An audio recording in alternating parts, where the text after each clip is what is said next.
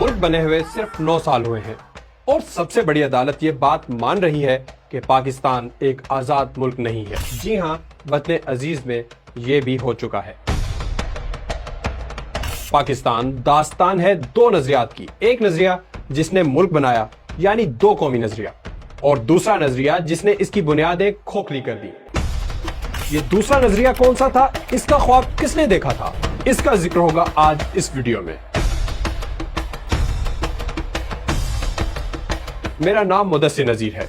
आज मैं आपको पाकिस्तान की अदलिया के कुछ ऐसे फैसलों की कहानी सुनाऊंगा जिन्होंने जमहूरियत का गला घोंटा और आमरीत के लिए रास्ता बनाया। ये कहानी शुरू करने से पहले जरूरी है कि आप रफ्तार को सब्सक्राइब करें, इससे मेरी हौसला अफजाई होगी, और वीडियो को लाइक जरूर कीजिएगा। तारीख है 11 नवंबर 1954। एक शख्स बुर्का पहनकर रक्शे में बैठता है और सिंध चीफ कोर्ट में दाखिल हो जाता है, जिसे आज सिंध हाई कोर्ट कहते हैं। ये शख्स कोई चोर डाकू नहीं था, इसे तो बस इंसाफ चाहिए था।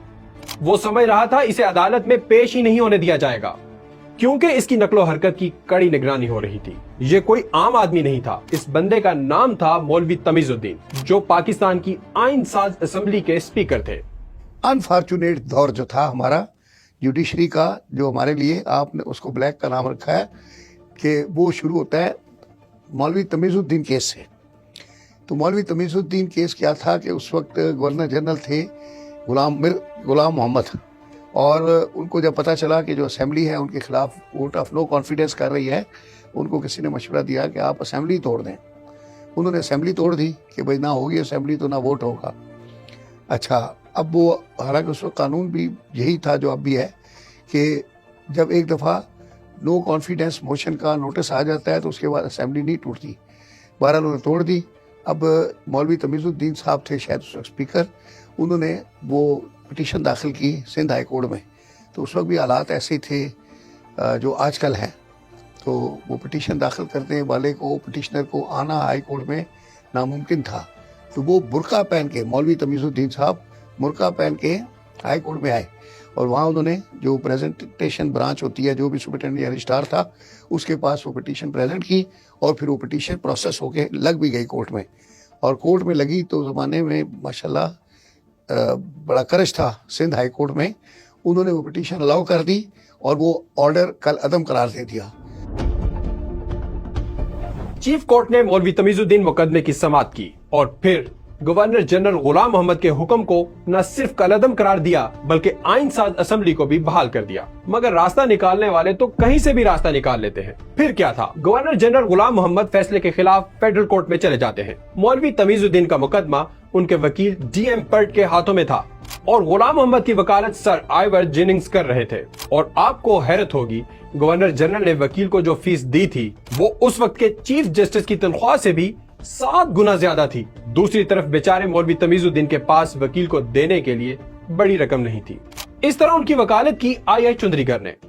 अब हुकूमत ने उस ऑर्डर के अगेंस्ट अपील दाखिल की सुप्रीम कोर्ट में। चूंकि ये हाई कोर्ट का ऑर्डर था तो इसकी अपील सुप्रीम कोर्ट जाती है।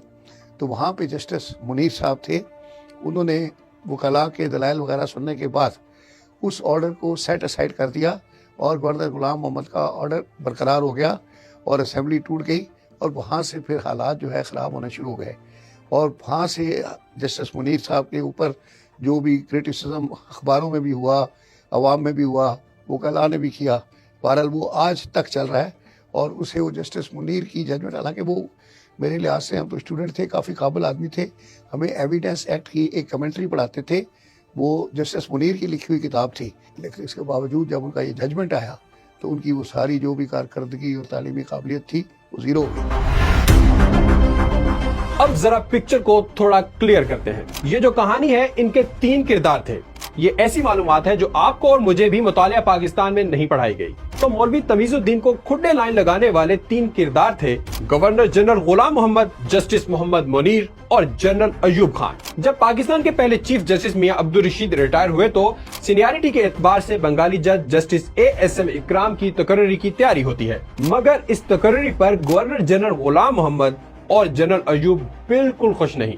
ये वो जमाना था जब जनरल अयूब और जूनियर जज जस्टिस मुनीर का बड़ा याराना था। दोनों की मुलाकातें भी खूब थीं। बल्कि ये मिलकर शिकार पर भी जाते थे और फिर जजेस को मैनेज किया जाता है। इस तरह बंगाली जज ASM इकराम का रास्ता रोककर जूनियर जज जस्टिस मुनीर को चीफ जस्टिस बना दिया जाता है। यूं गवर्नर जनरल गुलाम मोहम्मद, जनरल अयूब और जस्टिस मुनीर की ट्राइका गोया अपनी कंपनी बना लेती है और यहीं से पाकिस्तान के मुस्तकबिल का मंजरनामा तय पाता है और मुल्क के वसीतर मुफाद में नजरिया जरूरत की बुनियाद रखी जाती है। वही नजरिया जिसने मुल्क की बुनियादें खोखली कर दी। मुल्क के क़याम के सिर्फ 9 साल बाद मुल्क की सबसे बड़ी अदालत के जज जस्टिस मुनीर कहते हैं, पाकिस्तान एक आजाद मुल्क नहीं, बरतानवी क्राउन के नुमाइंदे गवर्नर जनरल गुलाम मोहम्मद ही सब कुछ हैं। उनके सामने पार्लियामेंट की कोई हैसियत नहीं। ये असेंबली सालों की मुशक्कत के बाद कोई कानून बना भी दे तो बादशाह के नुमाइंदे को यह हक हासिल है कि वो इसे उठाकर किसी भी रद्दी की टोकरी में फेंक दे। सुप्रीम कोर्ट बार एसोसिएशन के साबिक सदर और कानून दान हामिद खान अपनी किताब constitutional and political history of Pakistan में लिखते हैं, इस बात में कोई शक नहीं है कि जस्टिस मुनीर काबिलियत और इल्मी एतबार से बहुत आगे थे, लेकिन काश उनके इरादे भी नेक होते। वो ये भी कहते हैं कि मौलवी तमीजुद्दीन केस तो असेंबली की तहलील के खिलाफ इंसाफ हासिल करने का सीधा साधा मुकदमा था। गुलाम मोहम्मद का कदम बिल्कुल गैर कानूनी था, जिसके बाद जस्टिस मुनीर ने जो फैसला सुनाया उसके नताइज बड़े संगीन हुए। असेंबली भी टूटी और मुल्क के 40 कवानीन भी कलअदम हो गए। इसकी वजह से कार्य रियासत बुरी तरह से मुतासिर हुए और मुल्क बड़े बहरान में चला गया। फिर सूरत हाल को संभालने के लिए एक हंगामी ऑर्डिनेंस जारी होता है और गवर्नर जनरल गैर मामूली इख्तियारात लेकर मुल्क का मजीद बेड़ागर कर देते हैं। हामिद खान कहते हैं कि उस वक्त बज़ाहिर ऐसा लग रहा था कि इस सारी कार्रवाई में फौज की तायद शामिल थी, क्योंकि चीफ जस्टिस मुनीर के फैसले के बाद गवर्नर जनरल गुलाम मोहम्मद की जानिब से जो काबीना बनाई गई उसमें commander in chief Ayub Khan को वजीर दिफा का ओहदा दिया गया। नजरिया जरूरत की बुनियाद तो खैर मौलवी तमीजुद्दीन केस में ही रखी जा चुकी थी, मगर कानून के कुछ माहिरीन कहते हैं कि 1958 में जस्टिस मुनीर ने एक और फैसला किया जिसने पाकिस्तान में जमहूरी सियासी अमल की राह में पहाड़ जैसी रुकावट डाल दी। 200 केस में तो ये नजरिया जरूरत खुलकर सामने आ गया। लेकिन ये 200 केस क्या था? ये वो केस था जिसने सिकंदर मिर्जा के मार्शल लॉ को न सिर्फ इनडायरेक्ट चैलेंज दिया बल्कि बुरी तरह से एक्सपोज भी कर दिया। ये पाकिस्तान का पहला मार्शल लॉ था जो 7 अक्टूबर 1958 को लगा। आए 200 केस को समझते हैं।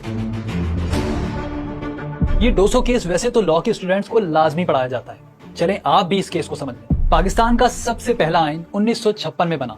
इसके बाद पहला कॉन्स्टिट्यूशनल केस भी यही 200 केस था। और ये 200 किसी अंग्रेज का नाम नहीं, ये तो बलूचिस्तान के डिस्ट्रिक्ट लोरालाई का एक आम आदमी था जिसके हाथों 1958 में एक शख्स का कत्ल हो जाता है। लोग इसे पकड़कर जिरगे में ले जाते हैं जो 1901 में दिए गए गोरे के कानून यानी फ्रंटियर क्राइम रेगुलेशन के मुताबिक इसे मौत की सजा देता है। 1956 के आइन से पहले ये कबायली इलाकों पर यही कानून लागू होता था। आइन क्योंकि नया नया बना था, मुकम्मल इम्प्लीमेंटेशन भी नहीं हुई थी, इसलिए कबायली इलाकों में यही कानून चल रहा था। FCR कानून था बड़ा सख्त, इसमें मुतासरा आदमी की बात ज्यादा सुनी जाती थी, दूसरे फरीक की नहीं। चलिए मुद्दे पर आते हैं। जब 200 के रिश्तेदारों को पता चला कि मुल्क में तो आइन बन चुका है तो उन्होंने इसे लाहौर हाई कोर्ट में चैलेंज कर दिया। यूं ये केस आ गया लाहौर हाई कोर्ट में। इस तरह आर्टिकल 5 और 7 के मुताबिक 200 की सजा खत्म हो जाती है।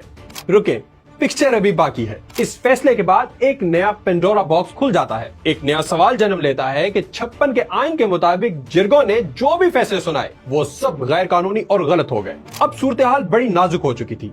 बात यही नहीं रुकती। फेडरल गवर्नमेंट सुप्रीम कोर्ट से अपील करती है कि लाहौर हाई कोर्ट के फैसले पर नजरसानी की जाए। सुप्रीम कोर्ट 200 केस की हियरिंग के लिए 13 अक्टूबर 1958 को फेडरल गवर्नमेंट और लाहौर हाई कोर्ट को तलब करती है, मगर 7 अक्टूबर 1958 को सिकंदर मिर्जा मुल्क में मार्शल लॉ लगा देते हैं। इस ऐलान के साथ ही 1956 का आइन खत्म हो गया। अब मुल्क एक अबूरी निजाम पर चलाया जाता है। इस सिचुएशन ने सुप्रीम कोर्ट को बुरी तरह से कंफ्यूज कर दिया। लाहौर हाई कोर्ट ने 200 केस का फैसला 1956 के आइन के मुताबिक सुनाया था। अब अगर supreme court Lahore high court के हक में फैसला करती है तो 1956 का मरा हुआ आइन जिंदा हो जाता है और मार्शल लॉ ऑटोमेटिक गलत साबित हो जाता है। अब सुप्रीम कोर्ट बंद गली में है। 200 केस इसके गले की हड्डी बन जाता है, मगर हल निकालने वाले तो हल निकाल ही लेते हैं। यहाँ एक बार फिर जस्टिस मुनीर आ जाते हैं और नजरिया जरूरत का सहारा लेते हुए कानून की धज्जियां उड़ा देते हैं। अगर 200 केस 7 अक्टूबर से पहले आ जाता तो शायद जस्टिस मुनीर इतनी बुरी तरह से एक्सपोज ना होते। खैर, जस्टिस मुनीर ने इस मार्शल लॉ को एक इनकलाब का दर्जा देते हुए लीगलाइज कर दिया। यूं समझ लीजिए मुल्क में पहले मार्शल लॉ पर सुप्रीम कोर्ट की तरफ से मोहर सख्त हो गई। دیکھیے نظریہ ضرورت کا کبھی بھی فائدہ کی تو نہیں ہو سکتا. آپ دیکھیں نا شروع ہوا ڈوسو کیس سے, تو وہاں سے ساری بیسس آپ نے مارشل لا کی ریکگنیشن کی اور مارشل لا کی اتھارٹی کو چیلنج کرنے کی, وہاں سے جو ہے وہ شروع ہوئی ہے نا.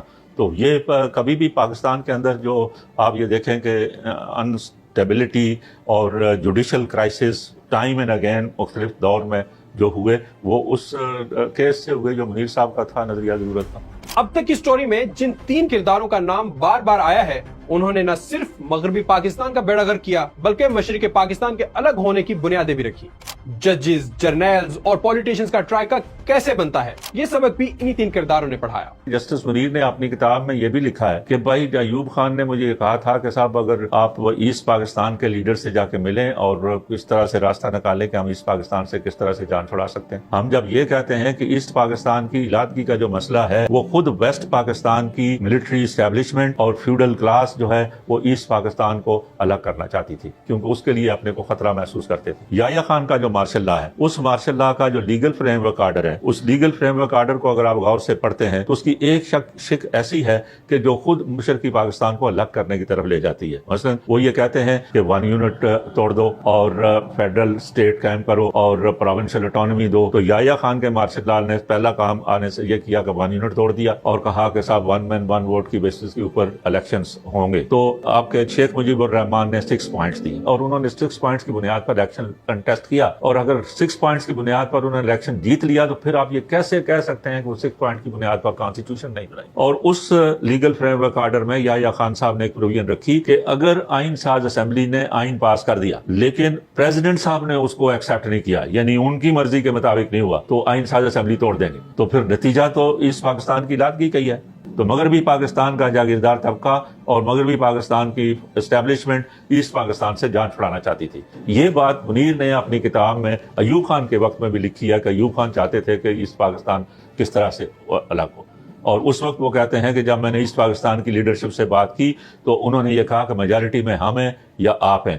ہم میجارٹی میں ہیں, ہم پاکستان ہیں, آپ پاکستان سے الگ مائنارٹی ہونا چاہتی ہے تو ہو جائے. تو 1956 کے آئین کو جس طرح سے بے آئین کیا گیا, اس کے بعد تو منہ کو ایسا خون لگا کہ عامر چاہتا تو دن کو رات کہتا اور سیاہ کو سفید. مادر ملت فاطمہ جنابی سیاسی زندگی میں واپس آئیں تو ان کا مقصد صرف یہ تھا کہ وہ 1956 کا آئین بحال کروائیں گی اور واپس چلی جائیں گی. مگر ایسا نہ ہوا کیونکہ ایوب خان ایسا چاہتے ہی نہیں تھے.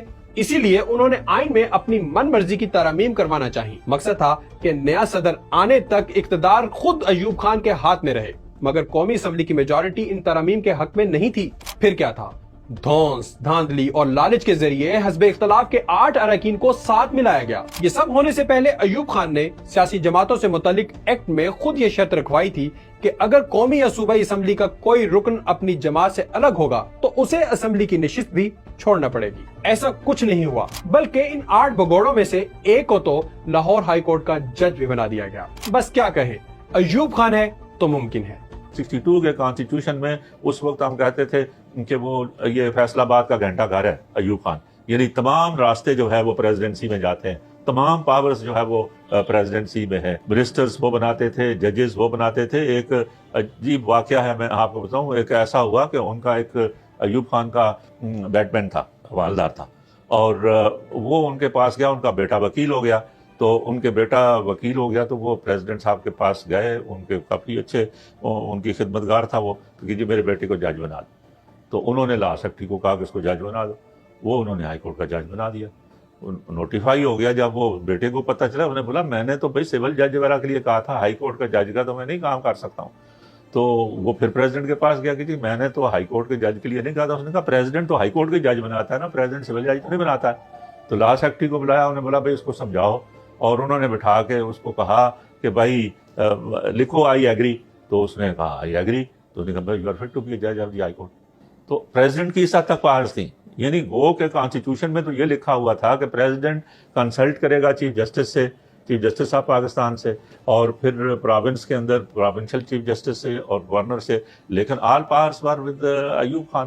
تو ایوب خان جو چاہے وہ کرتے تھے. پاکستان کی تاریخ بہت تلخ ہے, مگر اس سے منہ نہیں موڑا جا سکتا کیونکہ یہ تاریخی واقعات ہی ہماری کوتاہیوں اور غلطیوں کو ایکسپوز کرتے ہیں. یہاں عدلیہ کی کہانی کو تھوڑا سا بریک دیتے ہیں اور بات کرتے ہیں سول ڈکٹیٹر کی, کیا آپ جانتے ہیں اس ملک میں غیر فوجی قائدین نے بھی فوجی عہدوں کا حلف اٹھایا اور ماشاء اللہ کی ٹوپی پہن لی؟ جی ہاں، جب 16 دسمبر 1971 میں ڈھاکہ میں افواج پاکستان نے ہتھیار ڈال دیے تو کچھ دن بعد 20 دسمبر کو Zulfikar Ali Bhutto chief martial law administrator بن گئے۔ کیا یہ درست تھا؟ کیا جمہوریت کا نعرہ لگانے والے یوں مارشل لا کے اختیارات کا حلف اٹھاتے ہیں؟ کیا اس طرح سے سیاستدان خود مارشل لا کو جائز اور محترم نہیں بناتے؟ جی ہاں، یہی وہ ٹرائیکا ہے جس کا ذکر میں پہلے 2 بار کر چکا ہوں۔ آگے آپ خود سمجھدار ہیں۔ ویسے تاریخ بتاتی ہے کہ یہ سب ایسے ہی ممکن نہیں ہوا تھا۔ تب جناب Zulfikar Ali Bhutto chief martial law administrator بننے کے لیے پہلے اقلیم اختر رانی سے ملتے تھے تاکہ جنرل محمد یحییٰ خان سے ملاقات کے لیے سفارش کروائیں۔ اقلیم اختر جنرل رانی کے نام سے مشہور تھی، جو بتاتی ہے کہ غلام مصطفیٰ کھر بھی کئی گھنٹے ان کے پاس بیٹھ کر گپ شپ لگاتے تھے، ان کی لکھی ہوئی نظمیں سنتے تھے، جن میں سے ایک نظم وہ بھی تھی جس میں اقلیم اختر نے جنرل یحییٰ کے صدر بننے کی پیش گوئی کی تھی۔ خیر، اقلیم اختر کی کہانی بڑی لمبی ہے، وہ پھر کبھی صحیح۔ تو ذوالفقار علی بھٹو نے جنرل رانی، میرا مطلب ہے اقلیم اختر سے چیف مارشل لا ایڈمنسٹریٹر بننے کے لیے سفارشات کی تھی۔ اسی طرح ضیاء الحق نے بھی آرمی چیف کا عہدہ حاصل کرنے کے لیے بڑے پاپڑ بیلے۔ یعنی یہاں ایک بات تو واضح ہو جاتی ہے، کبھی جمہوریت کا نعرہ لگانے والے سیاستدان پہلے جرنیل شاہی کے حضور پیش ہوتے ہیں اور کبھی فوجی افسران بڑی کمان سنبھالنے کے لیے سیاستدانوں کے آگے پیچھے گھومتے نظر آتے ہیں۔ اور ایسا نہیں کہ جب یہ سب ہو رہا ہوتا ہے تو عدلیہ سو رہی ہوتی ہے، وہ تو کھلی آنکھوں سے سب دیکھ رہی ہوتی ہے۔ چلے ایک واقعہ آپ سے شیئر کروں۔ بھٹو صاحب کے گھر میں ایک ملازم تھے نور محمد، وہ اصل میں ضیاء الحق کے مخبر تھے۔ ایک بار ضیاء الحق نور محمد کے ساتھ لاڑکانہ میں بھٹو کے والد کی قبر پر گئے اور وہاں جا کر خود جھاڑو لگاتے ہوئے نور محمد سے کہا، یہ بات اپنے صاحب کو ضرور بتانا۔ یہی نہیں، ضیاء الحق نے ایک بار اپنے رومال سے ذوالفقار علی بھٹو کے جوتے بھی صاف کیے، جس پر ذوالفقار علی بھٹو اکڑ گئے اور اپنے پاؤں اوپر کرتے ہوئے کہا، جوتے ٹھیک سے صاف کرو۔ بھٹو کو کیا پتا تھا کہ یہی ضیاء الحق آرمی چیف بننے کے بعد ان کے پاؤں تلے سے زمین کھینچ لیں گے۔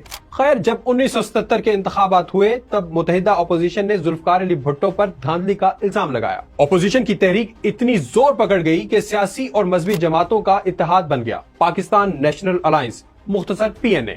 اسی الائنس کو ضیاء الحق نے ایز اے ٹول استعمال کیا۔ خیر، PNA کی تحریک دھاندلی کے الزام سے شروع ہوئی اور پھر تحریک نظام مصطفیٰ بن گئی، یہاں تک کہ فوجی جوانوں نے مظاہرین پر پہلی بار گولی چلانے سے انکار کر دیا۔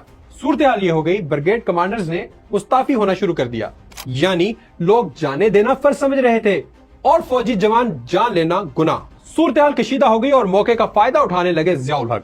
یہاں ذوالفقار علی بھٹو اور PNA کے مذاکرات شروع ہو گئے اور 2 متضاد باتیں سننے کو ملی۔ مذاکرات میں شامل PNA کے کچھ لوگوں کا کہنا تھا کہ بھٹو صاحب نے ہمارے سارے مطالبات مان لیے ہیں، جبکہ کچھ کا کہنا تھا کہ انہوں نے ری الیکشن سے انکار کر دیا ہے۔ 4 جولائی کی رات کو معاہدہ ہو گیا، PNA کی ٹیم کا اور بھٹو صاحب کی ٹیم کا معاہدہ ہو گیا نئے الیکشن کروانے کا۔ تو جو 6 کے 6 مطالبے تھے انہوں نے منظور کر لیے اور یہ سوچ کے کیے کہ بس اس بات کے بعد موومنٹ ختم ہو جائے گی، اور پھر وہ معاہدہ ہو گیا۔ 4 جولائی کی رات کو یہ ایگری ہو گئے۔ جو پرائم منسٹر ہاؤس تھا اسلام آباد میں، اس میں جشن ہو رہا تھا۔ اس جشن میں یہ سارے شریک تھے، حفیظ پیرزادہ صاحب، ممتاز بھٹو صاحب، کوثر نیازی صاحب، خود بھٹو صاحب تھے۔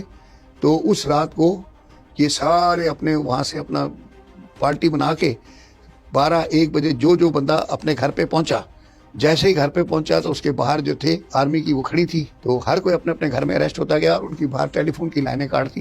اس پر کوثر نیازی نے کتاب بھی لکھی ہے اور پھر لائن کٹ گئی۔ اچھا، ادھر سے پرائم منسٹر ہاؤس کی ساری لائنیں کاٹ دی، لیکن ایک جو لائن تھی وہ شاید جو ذوالفقار علی بھٹو صاحب کی بیٹی بے نظیر صاحبہ سے جو دوسری ہے صنم بھٹو، ان کے کمرے کی شاید وہ ٹیلی فون لائن تھی، وہ بچ گئی یا غلطی سے کسی کی نظر میں نہیں آئی۔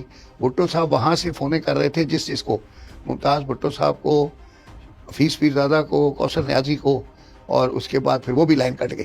پھر یہ صبح سارے اریسٹ ہو گئے، بھٹو صاحب بھی اریسٹ ہو گئے اور ان کا نام ہو گیا کہ یہ مری کے مہمان ہیں۔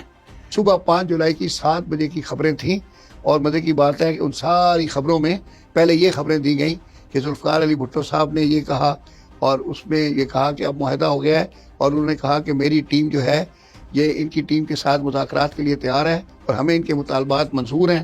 یہ آدھی خبریں صبح 7 بجے ختم ہوئیں۔ ان دا مین ٹائم جو لڑکی خبریں پڑھ کے سنا رہی تھی، اس نے کہا کہ ابھی خبر آئی ہے کہ پاکستان میں مارشل لا لگ گیا ہے اور جنرل ضیاء الحق نے ٹیک اوور کر لیا ہے اور بس پھر وہ خبریں ختم ہو گئی. تو بھٹو کی حکومت ختم ہو چکی ہے, سارے ملک میں مارشل لا نافذ کر دیا گیا ہے. یہاں ایک بار پھر شروع ہوا عدلیہ کا امتحان, اور ہمیشہ کی طرح اس بار بھی عدلیہ فیل ہو گئی. سب ججز نظریہ ضرورت کی بنیاد پر پی ایس او کا حلف اٹھاتے ہیں, ماں سوائے جسٹس فخر الدین کے. حلف عارضی لیکن اقتدار 11 سال کا جنرل ضیاء نے مذہب کارڈ کا خوب استعمال کیا. وفاقی شرعی عدالت سے قانون ساز ادارے کا کام لیا. سب اچھا چل رہا تھا, عامر بھی خوش اور ججز بھی. آپ پاکستان مینول آف ملٹری لا کتاب دیکھیں, اس کے اندر بگننگ میں یہ دیا ہوا ہے, اور اس میں انہوں نے کہا کہ میں حلف اٹھا کے کہتا ہوں کہ 90 دن میں میرا صرف مقصد الیکشن کرانا ہے 90 ڈیز میں, تو میں اس کے علاوہ میرا کوئی مقصد نہیں. اب آپ یہ دیکھیں کہ ایک آدمی حلفیہ طور پر کہہ رہا ہے کہ 90 ڈیز میں الیکشن کراؤں گا, وہ اس کے بعد 90 ڈیز کیا 9 سال 10 سال جو ہے وہ گزارتا ہے. ساتھ اس کو ایک اسلام کا مل گیا کہ religion was used as a tool against the forces of social change. میرا یہ فیڈرل شریعت کورٹ انہوں نے قائم کی, اور ہمارا اسلامک کانسٹیٹیوشن جو ہے 1973 کی بھی اگر آپ اس کو دیکھتے ہیں, اس میں یہ ہے کہ there will be a Islamic ideology council. Islamic ideology council کے اندر مختلف علماء ہوں گے, مختلف سیکٹس کے, اور جورسٹ ہوں گے. وہ مختلف قوانین کی اسٹڈی کریں گے, اور اگر وہ سمجھتے ہیں کہ کوئی قانون قرآن اور سنت سے متصادم ہے تو وہ پارلیمنٹ کو بھیج دیں گے صدر کے ذریعے سے. یعنی لیجسلیشن کی پار جو ہے وہ پارلیمنٹ ہی کیا ہے. لیکن فیڈرل شریعت کورٹ کے اندر ایک جو ہے وہ انہوں نے یہ شک بھی رکھی, کسی لا کو وہ کہتے ہیں کہ یہ قرآن و سنت سے متصادم ہے تو وہ اب پارلیمنٹ کو کہیں گے کہ 3 مہینے یا 6 مہینے میں آپ اس کو امینڈ کر دیں. اگر وہ نہیں امینڈ کرتی ہے تو اٹ اٹسیلف بیکم اے لا. ہم نے جو قانون کی جو ہے وہ اس میں پڑھا ہے بنیاد, وہ یہ ہے کہ کورٹیں تو انٹرپریٹیشن کرتی ہیں, کورٹیں لیجسلیشن نہیں کرتی.